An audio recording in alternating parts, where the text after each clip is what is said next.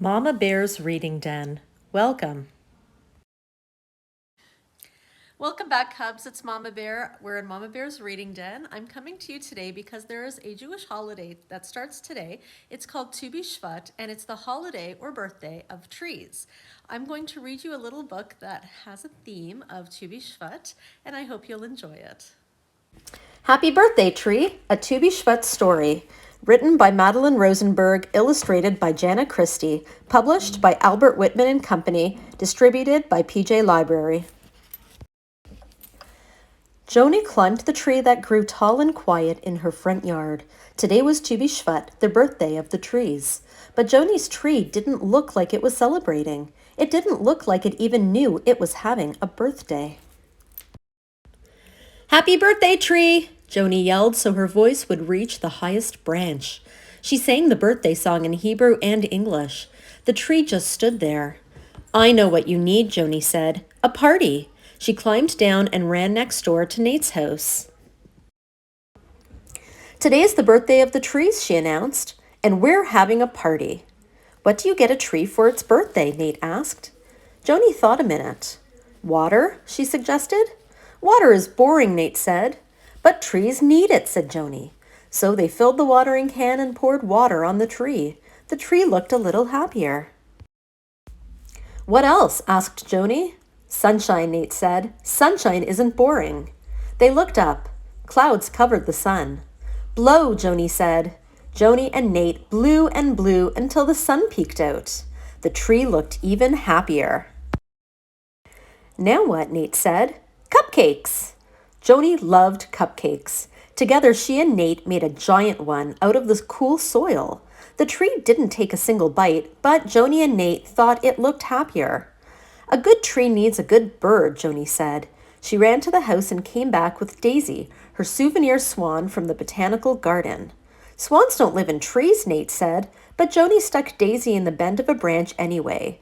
The tree was still. Maybe it just wants to be with other trees, Nate said. Joanie and Nate reached their arms high into the air to make branches. When the wind came, they wiggled their fingers like leaves. But after 3 minutes, their branches felt heavy. After 5 minutes, their branches really started to ache. And Joanie didn't think her mother or Nate's mother would let them stand in the yard after dark. I have an idea, said Joanie. I know just what our tree needs. She ran to the house to tell her mother. Then she found her piggy bank and her mother's purse and car keys. At the nursery, Joanie's mother followed Joanie and Nate among rows and rows of trees. Look, Joanie said, the bottoms are all wrapped up, like presents. Those are the roots, her mother said. The burlap keeps the soil packed around them so they can stay safe and moist until the tree is planted. At first, it was hard to choose. Then Joanie saw a little tree that reminded her of the big tree back home. Someday, it would make a good climbing tree, she thought. But it was already the right size to be just what her big tree needed, a friend. This one, Joanie said.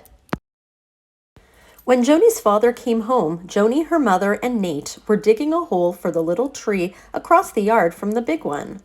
They placed the tree in the hole and gently removed the burlap. When they were sure the tree was comfortable, they patted the dirt back into place. Then they gave the little tree a drink of water and some mulch and welcomed it with a prayer.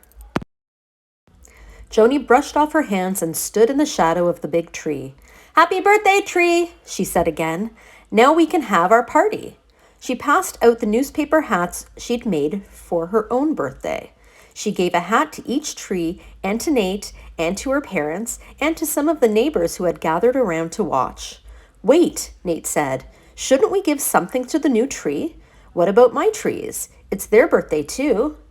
Nate had a yard full of trees. There weren't enough party hats for them, or for the Huffman's trees, or the Kim's trees, or the Baxters.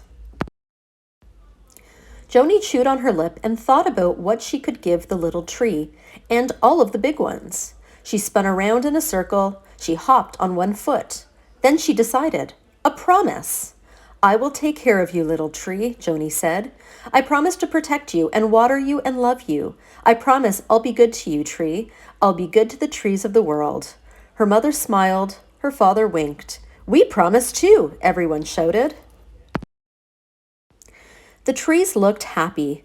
They waved their branches and rattled their leaves. Joanie stood on the ground between them. When she closed her eyes, it sounded, just a bit, as if the trees were clapping. That was a lovely story about Tu BiShvat. Trees are very important to us. They're important to all of us and our environment, and we do need to take special care of trees. Tu BiShvat usually takes place in January or February in our time, but it's also on the 15th day of the Jewish calendar in the month of Shvat. It's also the time where in Israel the trees have started to bloom, even though it's still winter here in North America. I hope you enjoyed today's story. Come back on Tuesday. We're going to have another book about winter. And until then, I hope you have a great day.